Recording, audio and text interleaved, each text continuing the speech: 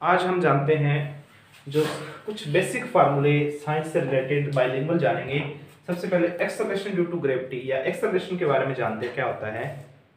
Acceleration होता है velocity upon time, या हिंदी में बात करें त्वरण। त्वरण क्या होता है? वेग बटा में समय। भी कितने वेग से कोई भी व्हीकल है वो जा रहा है और कितने समय में वो डिस्टेंस कवर कर रहा है, वेग बटा में समय। अगर वेग का मात्रक की बात करें तो मीटर पर सेकंड, और समय का जो भी मात्रक होता है वो भी सेकंड होता है। और एक सेकंड और सेकंड दोनों आपस में जुड़ जाएंगे तो मीटर पर सेकंड स्क्वायर इसका क्या रहेगा? मात्रक। इसी तरह हम फॉर्मूला नंबर 2 देखें, मोमेंटम।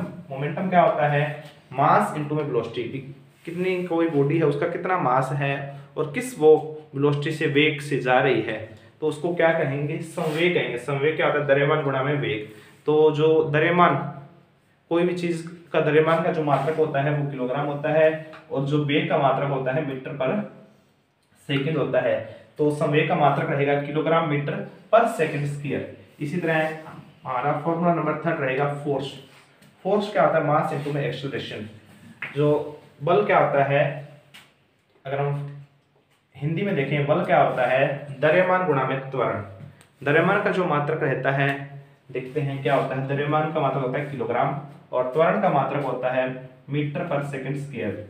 या बल का जो दूसरा मात्रक न्यूटन, क्योंकि न्यूटन नामक वैज्ञानिक ने दिया था कि हर चीज जो भी अर्थ पर गिरती है वो एक ग्रेविटेशनल फोर्स लगाती है।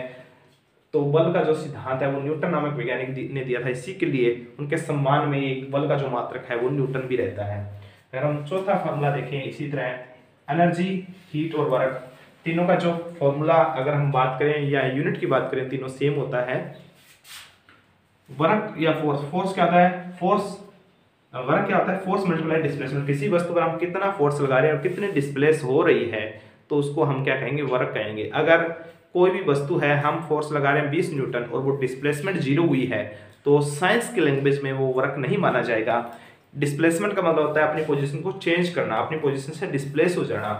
अगर डिस्प्लेसमेंट 0 रहेगा तो फोर्स कुछ भी हो, वर्क नहीं माना जाएगा।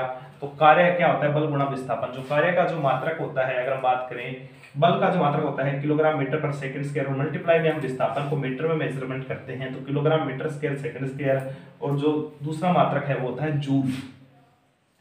जो कार्य का जो मात्रक होता है जूल। अगर न्यूटन की बात करें, एक छोटा यूनिट, 1 न्यूटन बराबर होता है, लिखना चाहें तो 10 की पावर 5 डाइन, ये सीजीएस में यूनिट आ जाएगा। इसी तरह है जूल में भी अगर हम बात करें तो 1 जूल बराबर होता है, लिखना चाहें तो सारे बच्चे लिख सकते हैं, 1 जूल बराबर 10 की पावर 7 अर्ग। न्यूटन का जो न्यूटन तो एक अमकेस में यूनिट है, अगर हम सीजीएस में बात करें 10 की पावर 5 डाइन। और जूल तो एक हमारा अमकेस में यूनिट है, और जो छोटा यूनिट होता है वो अर्ग। अर्ग होता है 10 की पावर 7 अर्ग। इसी तरह हम बात करें फॉर्मूला नंबर 5, प्रेशर। प्रेशर क्या होता है? फोर्स बाय एरिया, और जो प्रेशर का यूनिट रहेगा वो होता है पास्कल। दाब, हिंदी में अगर हम बात करें, जो दाब का मात्रक होता है, दाब का फॉर्मूला होता है बल बटा में क्षेत्रफल, जो इसका यूनिट रहेगा वो रहेगा पास्कल।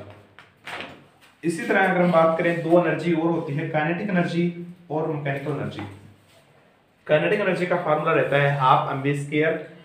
अगर हम हिंदी में बात करें, गतिज ऊर्जा, जो किसी भी वस्तु में उसकी गति के कारण जो ऊर्जा होती है उसको गतिज ऊर्जा कहते हैं, उसका भी मात्रक हो, उसका फॉर्मूला होता है हाफ एम वी स्क्वायर।